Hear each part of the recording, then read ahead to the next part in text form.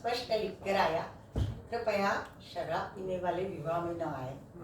Result भी देखो कैसा 100% आया। बाराती तो बाराती, दूल्हा तक नहीं आया।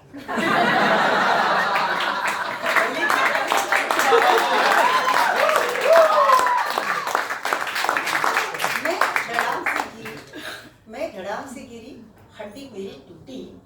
डॉक्टर ने मेरे को कैल्शियम की गोली बोली। गोली लेते लेते गोली मेरे हाथ से छटकी, 2 टुकड़ों में टूटी। मैं गुस्से में बड़बड़ाई, हाय मुई, ये तो गिरते ही 2 टुकड़ों में टूटी, क्या खाक जोड़ेगी है मेरी टूटी हड्डी?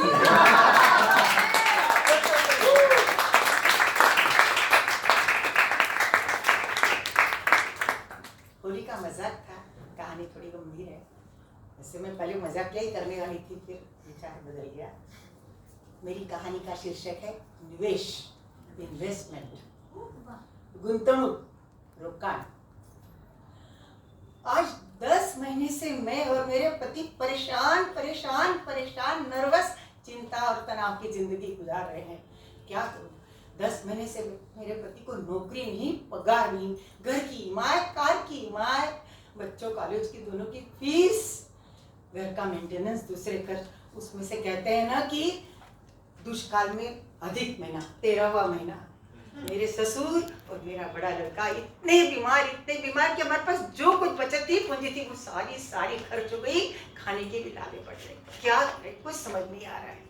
इसी उधेड़-बुन में मैं रसोई घर में काम कर रही थी। रसोई घर में इतने में मेरे एक मैसेज आया फोन पर। मैं खुशी और आश्चर्य से धक्के में चली गई। आश्चर्य भी हुआ, एकदम दुख भी हुआ, खुशी भी हुई, सब एक साथ। इतनी कंगाली, कठिन दुख की परिस्थिति में आकाश से कौन ये राजदूत उतरा? हाँ, सच कह रही हूँ, मेरे खाते में 50,000 रुपए जमा हो गए। 50,000 रुपए किसको बोलते हैं? मेरे कुछ समझ में नहीं आ रहा था। इतने में मेरे व्हाट्सएप पर एक मैसेज आया। फटाफट मैंने खोला, देखने लगी, पढ़ने लगी। पढ़ते आंखों में आंसू पढ़ते जा रही थी। लिखा था, दीदी आपने जो हमारी कंगाली है, पूरी खराब परिस्थिति में जो हमारी सहायता की है, उसका उपकार तो मैं किसी भी हालत में नहीं चुका सकती, क्योंकि कीमत समय की होती है, वक्त की होती है। आपने जो उस समय मदद की थी ना, आज हम उसके बदौलत इस जगह पर हैं। और बस आपने जो हमारे जिंदगी में हमारा खोया हुआ आत्मविश्वास जगाया था ना, जो आत्मविश्वास का निवेश किया था ना, उसकी बदौलत हम इतने खड़े हुए, ऊंचे गए। और बस मैं वही आत्मविश्वास आपको लौटा रही हूँ आज। दीदी फिर से हिम्मत करो, खड़े हो, ये दिन भी निकल जाएंगे जैसे हमारे निकल गए। हिम्मत करो दीदी, हिम्मत करो। मैंने साड़ी का पल्ला खोसा, आंखें खोजी और मैं अपने पति के पास गई दौड़ते कि हाँ, मुझे भी उनको डिप्रेशन में से निकालना ही है। और जाते जाते सारा घटना चक्र मेरी आंखों के आगे घूम गया। मैंने देखा, मुझे याद आया, हमारी चाल में हमारे सामने के फ्लैट में ये परिवार रहता था। खा पी करके सुबह आना जाना तो नहीं था, कभी कभार मिल लेते थे, तो ऐसे तो चली अच्छा लग रहा था सब। फिर धीरे धीरे क्या देखा कि उनके घर पर कई तरह के लोग आने लगे। दरवाजा ठोक ठोक करते, कभी दरवाजा खुलता, कभी नहीं खुलता, गालियां दे के वो लोग चले जाते। कुछ समझ में नहीं आता। एक दिन तो हद हो गई, जोर से कमरे के अंदर से जोर से रोने की, चिल्लाने की आवाज आने लगी। दरवाजे के आगे से 4 के लोग इकट्ठे हो गए, और किसी की हिम्मत नहीं हुई अंदर जाने की। जोर से शोर हो रहा था। मैं और मेरे पति हिम्मत करके अंदर गए। देखा तो सामने चूहे मारने की दवा की बोतल, और वो पति जोर से रो रहा था, मुझे नहीं जीना, ये कर्जा मैं नहीं चुका सकूंगा, मेरे बच्चों का क्या होगा, मुझे नहीं जीना। मेरे पति ने जाते से ही उनके कंधे पर बस हाथ रख दिया।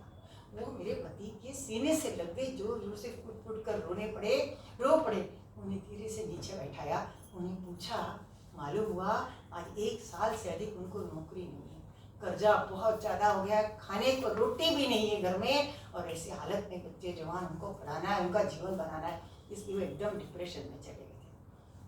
मेरे पति ने तो बहुत समझाया धीरे से, और जो कुछ था, फूल की पत्ती उस समय खींचे में था, उन्हें दे दिया और कहा कि कल सुबह से आपको अपनी चाल के आगे एक दुकान छोटी सी लगानी, 2 टेबल बस, और मैं मुझसे जो मदद होगी वो मैं करूँगा।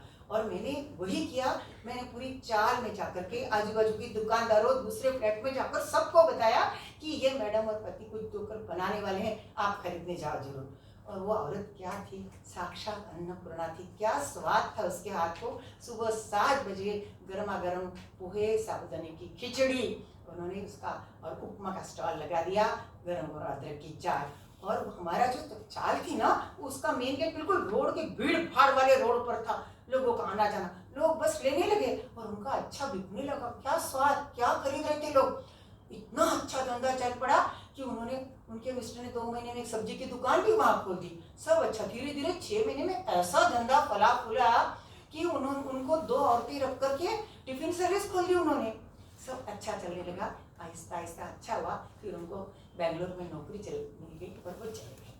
जैसे उनका अच्छा हुआ, मेरे मन में भी यही विचार आया कि हमारे दिन भी अच्छे आएंगे, जरूर आएंगे, हम जरूर ऊपर आएंगे। और बस हमने भी ऐसा ही शुरू किया। और मेरे मिस्टर ने और मैंने मिल करके उस चाल के सामने के रोड पर हमने सिर्फ सारे आलू का प्रयोग, बटाटे वड़ा, सैंडविच और दाबेलीज का बिजनेस लगा दिया, इस आशा के साथ कि उनकी तरह हमारी भी जिंदगी अच्छी हो जाएगी। तो एक छोटी सी कहानी कहने का उद्देश्य यही दोस्तों कि हम जिंदगी गुजारने के लिए पैसे का इन्वेस्ट तो सब करते हैं, उसके सिवा जिंदगी में गुजारा नहीं हो सकता। पर हमें जिंदगी में कभी कभी किसी के जीवन में खुशी, उसके जीवन में खोया हुआ आत्मविश्वास जगाना, खुशी देना, आनंद के क्षण देना, इसके जैसा इन्वेस्टमेंट नहीं है। ये अगर हम किसी को देते हैं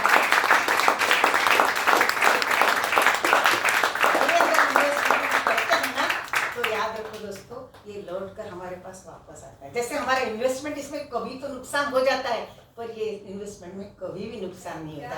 जितना प्यार से हमने किया है, निस्वार्थ भाव से किया है, उतनी दुआओं से हमारे पास वापस आता है। और जरूरी नहीं है कि ये इन्वेस्टमेंट तिरुपति जाकर, शिरडी जाकर या हमारे लालबाग के मंदिर में जाकर सोने का हार और चांदी का मुकुट में लगाया जाए।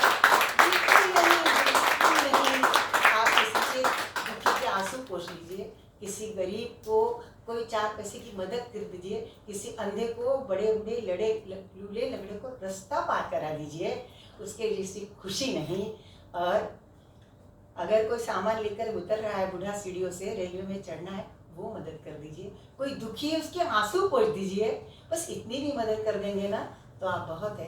तो जिंदगी में आपसे भी अगर होता है तो ऐसे निवेश करिए, इसके बिना मूल्य निवेश है। आपको जरूर लोगों की दुआएं लौट कर आएंगी। और आपके जीवन में अगर कोई मुसीबत आती भी है ना, तो फिर से आपके जीवन में उत्साह, निराशा तो दूर होगी, वो उत्साह का निवेश जरूर होगा। और इसीलिए जाने अनजाने में मेरा किया पुण्य कर्म किसी के चेहरे पर मुस्कान दे गई।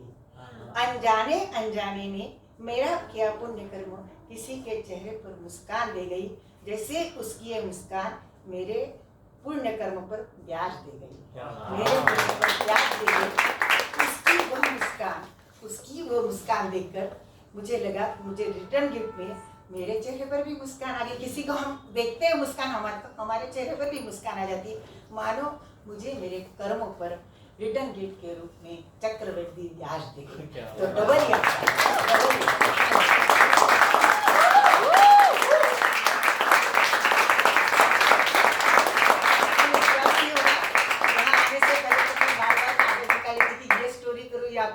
पहले मैं गणेश उत्सव पर सुनाने वाली थी, पर फिर मैंने सोचा कि वो हंसेगा, सुनाने की अपेक्षा में आपको कुछ ऐसा सुनाऊं यंग जनरेशन को भी कि आप निवेश तो करते हैं पर साथ साथ ये निवेश भी कीजिए।